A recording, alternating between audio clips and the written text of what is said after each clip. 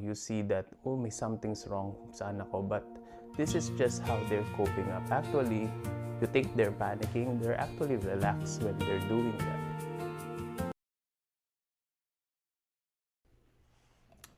Hi everyone, good day or good evening, wherever part of your world is right now. Ako po si Papa Cheng, or my first name is really Francis. And first and foremost, I want to thank you for accepting us or following us on Facebook, in Instagram, in YouTube, and in TikTok. So just letting you know that me and my wife Em are very grateful sa support nyo na natatanggap namin. So just want to share our inspiration today, kung bakit namin sinimulan tong vlog na to at yung mga Facebook, YouTube channels namin.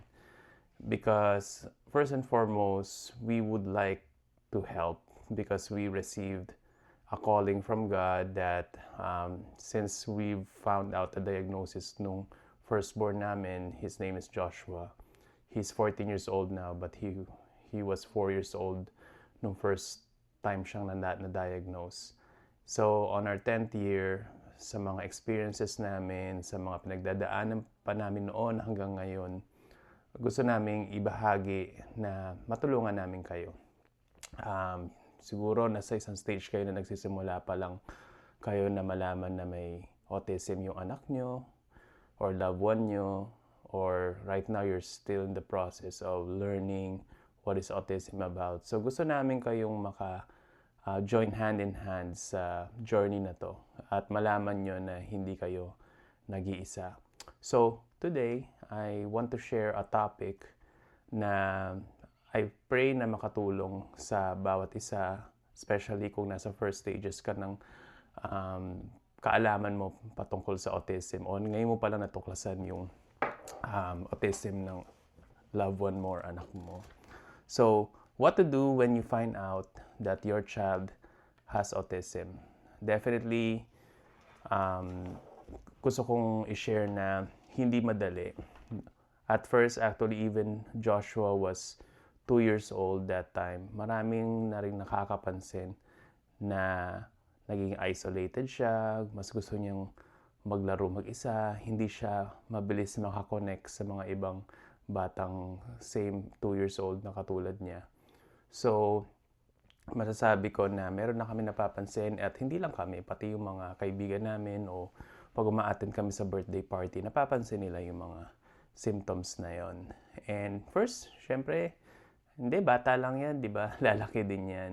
So, nasa ganun kami stage. But eventually, we decided na, sige, patingin natin. At napansin din ng pediatrician ng anak namin na may ganung early signs din siya napapansin. And eventually, yun nga, nalaman namin na meron siyang autism spectrum disorder and attention deficit hyperactive disorder. Meron din siyang anxiety kasi mabilis siya matakot at ma-startle kapag may sound. So, yun. Number one, what to do when you find out that your child has autism is pause, breathe, process, and take time to accept the diagnosis. As I said, hindi naman to basta-basta, okay, may autism to. Ito gawin natin para gumaling agad yung anak natin. Maraming mga researches, but there's no cookie cutter, one-step approach patungkol sa pag-heal ng autism. You can do the pharmacological route, kung saan mga gamot na pwedeng recommend ng specialista. Pwede ka rin go to the therapy route. But at the same time, take your time to process it kasi hindi lahat ng autism pare-pareho. Yung mga napapanood natin, may mga severe talaga, hindi sila nagsasalita. Meron namang nagsasalita sila pero hirap silang maka-function, hirap silang maka-learn ng mga life skills. Merong iba sobrang talino pero hirap sila sa mga day-to-day task. So, just letting you know that take your time. Hindi mo dapat i-force yung sarili mo na, sige, i-accept ko na agad. But it's a process. Kasi kami mismo, we're still in the process right now of really learning and accepting tong diagnosis ng anak namin. Hindi lang si Joshua, pati yung second born namin, si Sheena, is also have some form of autism. So, next is autism. Just letting you know, autism does not define your child or your child's future, but at least being aware is important dahil malalaman mo how to navigate and learn kung ano yung mga nakikita ng anak mo na hindi mo somehow nakikita o nakikita ng ibang mga bata na ka-age niya. There's a certain way, unique way of him appreciating this world. And we just need to find it. Just like yung anak natin, mahilig sa sports, mahilig mag-aral, magbasa, mahilig magsayaw. Ang mga anak na may autism, may something na hilig sila na gusto nilang focusan doon that they are really good at. Itong dalawa naming anak, nagulat lang kami, ang bilis nilang magbasa, matutong magbasa.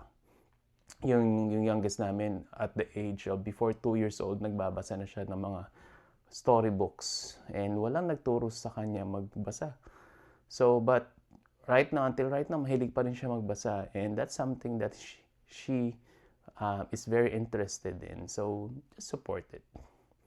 And then, secondly, perceive your child's strength and interest. Perceive your child's strengths and interests. So, learn your child's communication style, ano yung mga interests niya, ano yung mga sensory needs niya. When you say sensory needs, may tinatawag tayong steaming.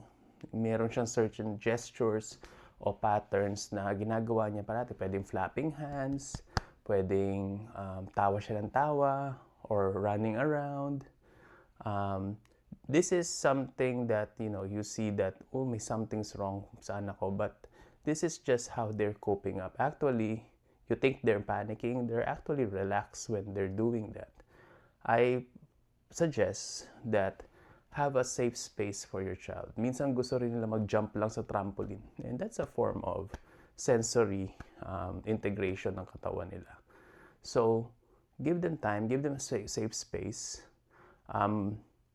Huwag ka agad bilhin ng mga mamahaling gamit. Naalala namin noon when Joshua, nalaman namin autism siya, bili tayo ng piano. Napabili kami ng piano at medyo mahal siya. Kasi sabi namin, baka may giftedness yan sa music. So, bumili kami ng mamahaling piano. Ang ginawa ni Joshua, wala siyang interest. But, you know what? We kept it, and ang dami naming moves, but we kept that piano. At starting last year, nag-start siya magkaroon ng interest sa piano. So, I think it's not a wasted investment, but it will take time. Learn them. Ask them. Kahit hindi sila nagsasalita, give them just a nod or a no if what they like. You know your child more than anyone else. So, perceive your child's strengths. Also learn yung mga challenges ng anak mo. Mga bagay na hirap siya mag-cope. Mga bagay na ayaw niya. And we need to respect that. Sinasabi natin, pinipilit natin minsan yung mga anak natin kumain ng gulay. But honestly, kala natin hindi nila gusto yung gulay.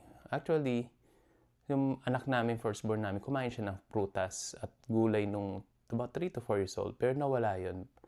I believe it's not just him not liking vegetables, pero I believe na kasama sa sensory niya. Hindi niya gusto yung texture ng pagkain. Kaya ayaw niyang kumain ng gulay. Mas gusto niya yung chicken nuggets, yung mga finger foods, pasta, meat. So, somehow siguro yung sensory niya na-fulfill ng food na yun. So, don't jump into conclusion na maarte yung anak natin, ayaw kumain ng gulay. Really learn from them. May mga supplements na naman ngayon to substitute yung pagkain ng gulay, so they get the nutrition and vitamins needed, di ba? So, third and lastly, ayoko rin kasing humaba masyado para I can really give you the best content on the most shortest time possible is put together a support team for you as the parent and your child. Build a support team. Mahalaga to dahil at first mararamdaman mo na, oh, autism family tayo, may anak tayo may autism. Definitely matatanggal somehow yung social life nyo. Because pag na-invite kayo sa birthday party at nakikita nyo na nagme-meltdown yung anak mo madalas, syempre lahat ng attention ng mga bisita na pupunta sa anak mo, or na-experience din namin yan. So, you'll feel isolated, ayaw na nating umattend sa mga birthday parties. I suggest it's okay, but at the same time, look for a person, a group that you know that will understand. Ang malaking naging support group namin is yung church namin sa Philippines. And they are still communicating with us. It's called Real Life Christian Communities. Marami man doon hindi merong anak na may autism, but somehow it's a community where we can share our experiences in journey namin, and they are willing to listen to us, not even give advice. Kasi to be honest, the most powerful tool right now, if you're in a stage of depression, is just to have somebody listen to you. And also, you listen to them also kasi may pinagdadaanan din sila. Everyone has a unique story. At maganda pa nun, we all believe in God, and we need the strength spiritually to sustain us to parent these children. Also the strength to take care of you as a dad or as a mom of an autism child. So, take care of yourself and have a support group with your family. Masashare pa namin to, but there's even times na bumalik kami sa Pilipinas, currently nasa US kami, just to see if we can get more support from there. And I'll share that to you as we go along with sa mga vlogs natin. But I want to leave you guys a verse that will somehow encourage you, and pinanghawakan ko din throughout this journey. Sa Romans 8:28, sabi doon, and we know that in all things, God works for the good of those who love Him and who have been called according to His purpose. God works for the good. No matter how painful, no matter how challenging, ang pagpapalaki or accepting the diagnosis of your child with autism, by the grace of God, it will work out for the good. That's why I'm just recapping, pause, breathe, and process to take time to accept the diagnosis of your child. Number 1. Number 2, perceive your child's strengths and interests. And number 3, put together a support team for you as the parent and your child.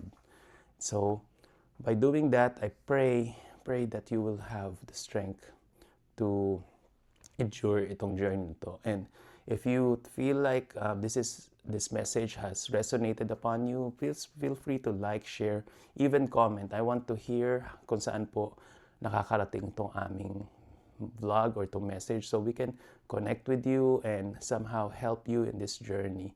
Hindi man namin alam lahat, di man kami eksperto, but ang hope namin ni Mama M is to help you guys to navigate this journey as a dad or a mom with a child with autism.